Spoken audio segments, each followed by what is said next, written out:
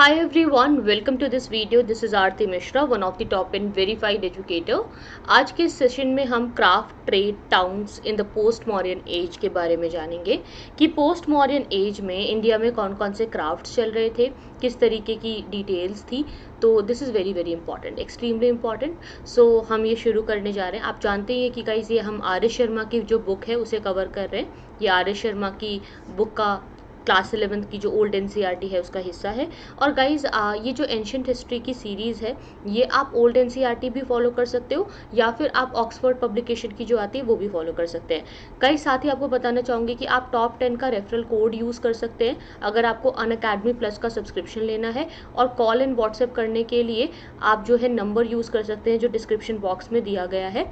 इस नंबर से आपको सब्सक्रिप्शन रिलेटेड कोई भी जानकारी लेनी है तो हमारी टीम आपको हेल्प करेगी। सब्सक्रिप्शन लेने के लिए नीचे दिए गए नंबर पे आप कॉल या व्हाट्सएप कर सकते हैं या फिर आप टॉप 10 का रेफरल कोड यूज़ करके डायरेक्टली सब्सक्रिप्शन ले सकते हैं, जिसके द्वारा आपको मेरी पर्सनल मेंटरशिप और आपको कॉल एंड व्हाट्सएप पे मेंटरशिप के साथ साथ हैंड रिटन नोट्स, सारा कोचिंग मटेरियल, यूपीएससी की सारी बुक्स का पीडीएफ, ये सारा कंपाइलेशन अलग से मिलता है। तो always use top 10 referral code whenever you take Unacademy plus subscription. तो आज के सेशन में हम सबसे पहले क्राफ्ट्स के बारे में बात करेंगे, यानी कि कौन कौन से कारीगरी होती थी। तो कारीगरी की बात करें तो बहुत सारी कारीगरी जो है भारत में प्रसिद्ध है। आज भी कई सारी ऐसे क्राफ्ट्स हैं जो कि विश्व प्रसिद्ध हैं। तो अगर हम बात करें कि एक जो वेल फ्लरिश थे इस समय में, तो दीघ निकाय क्या है? ये एक रचना है जो कि प्री मॉडर्न टाइम्स के बारे में हमें बहुत अच्छी जानकारी देती है। इस रचना में हमें पता चलता है कि लगभग 24 ऑक्यूपेशंस थे जो कि क्राफ्ट्स के अंदर आते थे, यानी कि 2 डजन ऑक्यूपेशन। 2 डजन मतलब एक दर्जन का मतलब क्या होता है? 12। तो 2 डजन मतलब 24 हो गए। तो इसमें जो है हमें पता चलता है कि क्राफ्ट्स बहुत सारे डिफरेंट टाइप्स के थे, बहुत वेरियस काइंड ऑफ क्राफ्ट्स जो है वो होते होंगे। महावस्तु जो है ये रिलेट करता है पोस्ट मॉडर्न पीरियड से और ये बताता है कि there were 36 kinds of workers living in town of Rajgir. Rajgir जो शहर है वहाँ पे 36 प्रकार के वर्कर्स थे जो कि रहा करते थे। तो आप मान सकते हैं कि महावस्तु भी हमारे लिए एक बहुत अच्छा सोर्स हो जाता है। तो अगर हम बात करें एक्सकावेशंस की, तो एक्सकावेशन से हमें काफ़ी सारी जो जानकारियां हैं वो मिलती हैं। जैसे कि जो विलेज सेटलमेंट था करीमनगर में इन तेलंगाना, यहाँ पे कारपेंटर्स बहुत सारे थे। और कारपेंटर्स जो लकड़ी का काम करते हैं वो तो थे ही थे, इसके अलावा ब्लैक स्मिथ्स थे, लोहार थे, सुनार थे जो गोल्ड स्मिथ्स थे, मटके बनाने वाले कुम्हार थे जो पॉटर्स बनाते थे। इस तरीके के कई सारे और भी क्राफ्टमैन थे जो कि यहाँ पे रहा करते थे, जिसका नाम था करीमनगर। करीमनगर एक विलेज सेटलमेंट था जो कि तेलंगाना में था।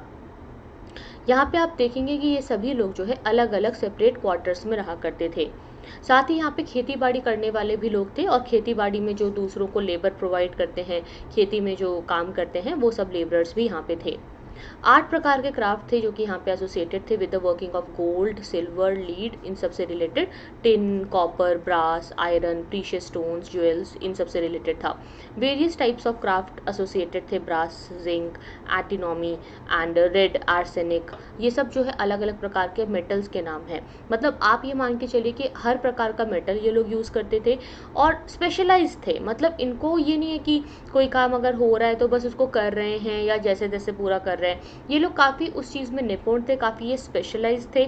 माइनिंग में, मेटलर्जी में ये लोग काफ़ी अच्छे थे। ठीक है, माइनिंग में और मेटलर्जी में ये लोग काफ़ी बढ़िया थे, काफ़ी स्पेशलाइज थे, जिसके बारे में हम देखते हैं। तो बहुत सारे वेरियस टाइप्स ऑफ क्राफ्ट आप देखोगे जो कि एसोसिएटेड थे इनके साथ। और इसके बाद आप देखेंगे कि जो टेक्निक थी क्लोथ मेकिंग की और सिल्क वीविंग की, अगर हम उसको ध्यान दें तो जो मैन्युफैक्चरर्स थे आर्म्स के, लग्जरी आर्टिकल्स के, ये इस टाइम में बहुत ज़्यादा डेवलप हुए थे। और मथुरा का जो इलाका है वो एक बहुत बड़ा सेंटर था मैन्युफैक्चरर्स के लिए। और स्पेशल टाइप ऑफ क्लोथ यहाँ पे हमें देखने को मिलता था जिसे हम शातक कहा करते थे। शातक एक बहुत ही अच्छा, बहुत ही स्पेशल प्रकार का कपड़ा हुआ करता था जो कि मथुरा में पाया जाता था। यहाँ पे जो है रंगाई, बुनाई, सिलाई, हर प्रकार का काम होता था। अगर हम डाइंग की बात करें, डाइंग का काम क्या होता है? मतलब प्रिंटिंग और रंगाई का जो काम होता है, तो इसमें जो है बहुत सारे लोग ये सब काम करते थे। और ब्रिक बिल्ट डाइंग जो है ये मतलब ब्रिक्स का बना हुआ जो है डाइंग सेंटर था, और ये उरायूर में पाया जाता था और अरिका वेदू में भी ये पाया गया है। तो मतलब आप मान के चलिए कि ये हर एक प्रकार का काम कर रहे हैं। और इसके अलावा आप मान के चलिए कि ये जो ऑयल व्हील होता है, जब वो आ गया तो उससे प्रोडक्शन ऑयल का बहुत ज़्यादा बढ़ गया। मतलब तेल निकालने के लिए इसका यूज़ होता है, ये एक इक्विपमेंट होता है जिससे तेल निकाला जाता है। आप जानते हैं गाइस कि भारत में हाथी बहुत थे, और हाथियों का जो दांत होता है, हाथी दांत जो वाइट कलर का होता है, उसे हम आइवरी बोलते हैं। तो इंडियन आइवरी से बहुत सारी चीज़ें बनती थी, और वो सब चीज़ें जो बनती थी वो काफ़ी मजबूत होती हैं, काफ़ी लॉन्ग लास्टिंग होती है। तो वो इतना मजबूत और इतना लॉन्ग लास्टिंग होता है कि वो उससे बनाया हुआ कुछ भी आप जो अगर कुछ चीज़ बनाओगे तो वो कलाकृति काफ़ी ज़्यादा महंगी बिकेगी। और ये यहाँ से हमारे अफगानिस्तान और रोम में हमारा ये सामान जाता था, और अफगानिस्तान एंड रोम में सप्लाई होती थी। तो आप मान के चलिए कि आइवरी ऑब्जेक्ट्स जो हैं वो हमें हर जगह मिले हैं। मतलब सातवाहन के जितने भी साइट्स थे, डेक्कन के जितने भी साउथ इंडिया के अलग अलग साइट्स थे, वहाँ पे हमें आइवरी का बहुत सारा सामान मिला है। साथ ही जो रोमन ग्लासेस हैं, मतलब कि रोमन का जो कांच का काम होता था, वो हमें तक्षशिला में मिला है, और अफगानिस्तान में भी हमें मिला है। लेकिन ये जो है ये क्रिश्चियन एरा के एकदम शुरुआत में था, जब ये ग्लास ब्लोइंग की नॉलेज इंडिया में पहुंची, और ये फिर अपने पीक पर पहुंच गई। मतलब कांच का काम इंडिया में इतना ज़्यादा नहीं होता था, लेकिन शुरुआत में जैसे क्रिश्चियन एरा के स्टार्टिंग में जब ये यहाँ पे आया और जब यहाँ के लोगों ने इस चीज़ को जाना, तो कांच का काम काफ़ी बढ़ गया। कांच से बने हुए जो क्राफ्ट्स हैं वो काफ़ी ज़्यादा बाज़ारों में बिकने लगे। और इसमें क्या है कि ये एक तो सजावट भी होता है, इसमें एक चमक भी होती है, तो ये ज़्यादा ब्यूटीफुल लगता है। तो ब्यूटिफिकेशन के लिए इसका बहुत ज़्यादा हम यूज़ देखेंगे कि वो बढ़ने लगेगा। लोग इतना ज़्यादा स्पेशलाइज्ड क्यों हैं, मतलब जो भी ये लोग काम कर रहे हैं इसमें ये लोग इतने निपुण कैसे हैं, ये भी एक सोचने वाली बात है यहाँ पे। देखिए, निपुण इसलिए है क्योंकि ये जो काम है पीढ़ी दर पीढ़ी लोग कर रहे हैं। वर्ण व्यवस्था के अकॉर्डिंगली सबकी जो ड्यूटी है वो क्लासीफाई कर दी गई थी। अब हर कोई मतलब अपना अपना काम कर रहा है, और वो अपने काम पे ध्यान दे रहा है, वो अपने काम करने में काफ़ी निपुण है, काफ़ी बढ़िया है। तो ये सब चीज़ें ये लोग कर रहे थे। अच्छा, कॉइन मिंटिंग। कॉइन मिंटिंग मतलब सिक्के बनाने का काम। ये भी एक बहुत इंपॉर्टेंट क्राफ्ट हुआ करता था। कॉइन्स जो है ये कौन कौन से होते थे, ये सोने के, चांदी के, कॉपर, ब्रॉन्ज, लेड, ग्लास, पॉटिन, ये सब अलग अलग प्रकार के जो मेटल्स होते हैं, हर प्रकार के मेटल के ये लोग कॉइन्स बनाते थे। और ये जो शिल्पकार होते थे, ये जो क्राफ्टमैन होते थे, ये फेक रोमन गोल्ड कॉइन्स भी बना लेते थे, या फेक रोमन कॉइन्स भी ये लोग तैयार कर लेते थे। तो यहाँ पे कॉइन का मिंटिंग के बारे में इनको काफ़ी अच्छी नॉलेज थी। हम जानते हैं कि जो ग्रीक्स थे, साकास थे, सातवाहन थे, इनका रूल हुआ करता था एंशियंट हिस्ट्री में। इसमें सातवाहन साउथ इंडिया में थे।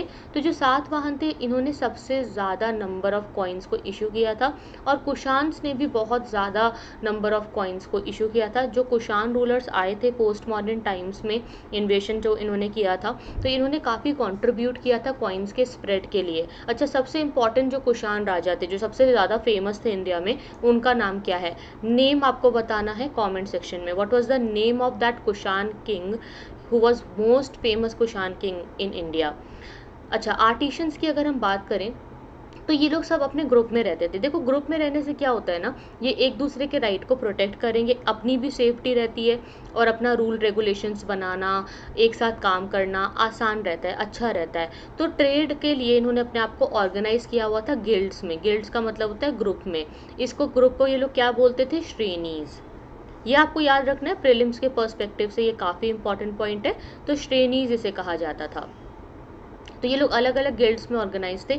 बहुत सारे जो आर्टिशंस थे वो मथुरा के रीजन तक कन्फाइंड थे, और जो वेस्टर्न डेक्कन का इलाका है, जिसमें जो हम देखते जो ट्रेड रूट्स थे वो लीड कर रहे थे to the ports on the western coast. तो वेस्टर्न कोस्ट का जो पोर्ट वगैरह है वहाँ तक ये लीड कर रहे थे। तो काफ़ी बढ़िया ये सब चल रहा था। अगर हम इकोनॉमिक डेवलपमेंट की बात करें तो इकोनॉमिक डेवलपमेंट भी काफ़ी अच्छा था। मोस्ट इंपॉर्टेंट जो ट्रेड हो रहा था between India and eastern Roman empire, ये बहुत ज़रूरी है, क्योंकि देखिए रोमन सिक्के जो है, रोमन जो कॉइन्स है वो हमें बहुत ज़्यादा मिले हैं। और अगर हमारे पास बहुत सारे विदेशी सिक्के हैं, ये क्या दिखा रहा है कि हमारा फॉरेक्स रिजर्व बहुत अच्छा है, यानी कि हमारे पास विदेशी मुद्रा की कोई कमी नहीं थी, और हमारे पास पैसा बहुत था, हमारा बैलेंस ऑफ ट्रेड काफ़ी अच्छा था, हमारा जो इम्पोर्ट है वो काफ़ी हाई था। तो ये सब बहुत इंपॉर्टेंट बातें हो जाती हैं। इन द बिगनिंग यहाँ पे आप देखेंगे जो फर्स्ट सेंचुरी एडी थी, mainly by the sea route यहाँ से ट्रेड होता था। पहले तो लैंड से होता था, फिर बाद में फर्स्ट सेंचुरी एडी में सी रूट भी यूज़ हो रहा था। देखो, यहाँ पे लैंड एंड सी रूट्स दोनों का यूज़ है। समुद्री रास्ते पता है, लेकिन अभी जो है अ, इतना कोई नया समुद्री रास्ता इनको नहीं मालूम था कि जो डायरेक्टली इंडिया तक आ जाए। मतलब ये अलग अलग रास्तों से आ रहे थे। कुछ रास्ते तो रेड सी की तरफ से जो आते थे, बाद में आप देखोगे कि अरब्स का कब्ज़ा वहाँ पे आ जाएगा। तो मुस्लिमों का जब कब्ज़ा हो जाएगा मिडेवल इंडिया में, तो यूरोपियंस को लगेगा कि इंडिया के साथ कैसे ट्रेड करें, कैसे एक नया रास्ता ढूंढे जो कि रेड सी की तरफ से नहीं आ रहा है या किसी लैंड रूट की तरफ से नहीं आ रहा है, बल्कि एक नया रास्ता ढूंढेंगे घूम करके इंडिया तक पहुंचने का इनको मन में आएगा। तो नेविगेशन वगैरह काफ़ी डेवलप होगी। खैर वो हम तब देखेंगे जब 15th सेंचुरी में यूरोप में रिनाइसेंस आ जाएगा और पुनः जागरण का काल आएगा, वो लोग काफ़ी डेवलप हो जाएंगे, तब हम ये सारी डिटेल्स भी पढ़ेंगे, इन सब चीज़ों के बारे में भी हम जानेंगे। अगर हम बात करें जो क्रिश्चियन एरा की जो शुरुआत होती है, उस टाइम में मॉनसून जो है डिस्कवर हो गया था, मॉनसून का पता चल गया था। अब मॉनसून का डिस्कवर होना इतना ज़रूरी क्यों है? देखो, मॉनसून क्या है, मॉनसून से जो विंड का एक फोर्स है ना, वो मिल रहा है। अगर मान लो किसी को भी यहाँ से लेकर यहाँ तक ट्रैवल करना है, और अगर उसको हवा का झोंका ऐसा जाता हुआ मिले जो कि इस रास्ते पे ले जाएगा, तो किसी भी जहाज़ का ईज़िली पहुंच पाना आसान होगा। एक तो ईज़िली वो पहुंच पाएंगे, टाइम कम लगेगा, एफर्ट कम लगेगा, ज़्यादा खर्चा नहीं होगा, और बहुत जल्दी व्यापार भी किया जा सकेगा। तो मॉनसून के बारे में जब पता चल गया, तो बहुत सारे नए नए रास्ते डिस्कवर हो गए, नेविगेशन को एक नया, आप मानो कि एक नया आयाम मिला। रूट्स जो हैं शाकास के लिए, कुशांस के लिए खुल चुके थे। जो नॉर्थ वेस्टर्न फ्रंटियर था इंडिया का और जो वेस्टर्न सी कोस्ट था, यहाँ पे जो है पूरा रास्ता बना हुआ था। अगर आप तक्षशिला की बात करें तो तक्षशिला से होते हुए निकलता था, और ये सिल्क रूट भी यहाँ से होकर के गुजरता था, जो कि सेंट्रल एशिया से पास होते हुए रोमन एम्पायर तक जाता था। तो आप यहाँ देख सकते हैं तक्षशिला को, तक्षशिला की लोकेशन यहाँ पे आपका ये पूरा कुषाण एम्पायर है। ये हमारा साउथ है, ये समझ लो कि ये तक्षशिला आपका हो गया। ठीक है, तो ये हमारा मैप ऑफ इंडिया है। ये इंडस नदी को आप देख सकते हैं। ठीक है, ये इंडस नदी है आपकी। ठीक है, ये दिल्ली है आपका, मथुरा। तो आप देख सकते हैं कि जैसे कि this is the map of India मान के चलो, अगर आप ऐसा मतलब अपने आप एक आउटलाइन लेके चलो, तो आप देख सकते हो कि ये जो है मॉनसून विंड्स काफ़ी ज़्यादा काम की रहेंगी हमारे लिए। और आप देख सकते हो ये जो गल्फ़ ऑफ ओमान है, ठीक है, गल्फ़ ऑफ ओमान है, यहाँ से ये जो है रेड सी का रास्ता था जो कि इंडिया की तरफ आता था। तो इंडिया को, गुजरात को, इंडिया का जो गुजरात वाला इलाका है उसको कनेक्ट कर देता था। तो इसीलिए ये काफ़ी इंपॉर्टेंट हो जाता है, ये सारे रास्ते हमारे लिए काफ़ी ज़रूरी हो जाते हैं। तो अब जो रूट थे जो कि डायरेक्टली नॉर्थ से साउथ तक जाते थे, तक्षशिला को लिंक करते थे, वो सब रास्तों के बारे में हम जानेंगे, क्योंकि ये जो रूट्स थे ना, ये बहुत इंपॉर्टेंट है। इसमें से जो ये सेकेंड रूट था, इसे हम उत्तर पथ कहते थे। ठीक है, ये बहुत ज़्यादा यूज़ होता था, मतलब उत्तर की तरफ से आ रहा है ना, इसलिए इसको हम उत्तर पथ कहेंगे। ठीक है, उत्तर की तरफ से आ रहा है इसलिए। तो उत्तर पथ कहाँ है? यहाँ पे ये जो आप ग्रीन लाइन देख रहे हो, ये उत्तर पथ की लाइन है। ये जो आप देख रहे हो ना, दिस ग्रीन ग्रीन लाइन, ये उत्तर पथ की लाइन है। ठीक है, मैं इसको फिर भी सर्कल कर देती हूँ। आई थिंक मुझे कुछ और कलर ऑफ पेन यूज़ करना चाहिए ताकि आपको ज़्यादा अच्छा दिखे। Let me use red colour to locate this. मैं रेड कलर से गाइज अगेन इसको अंडरलाइन कर रही हूँ for you, so that you can understand. This is the part, this is Uttarapath, extremely extremely important. आप देख सकते हैं यहाँ से हम जाएंगे, तक्षशिला से स्टार्ट करेंगे। ठीक है, इसके बाद आप देख सकते हैं हस्तिनापुर। हस्तिनापुर के सिंहासन के लिए एक बहुत बड़ा युद्ध हुआ था। कौन सा था वो युद्ध?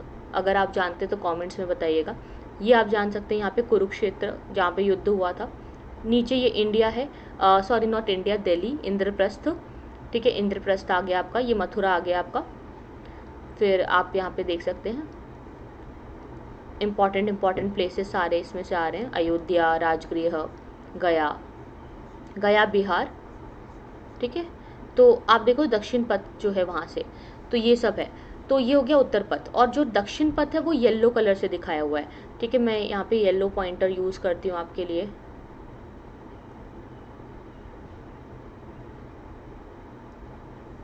ये आप देख सकते हो यहाँ से लेकर यहाँ तक, ये जो येलो रास्ता आप देख रहे हो, ये दक्षिण पथ है।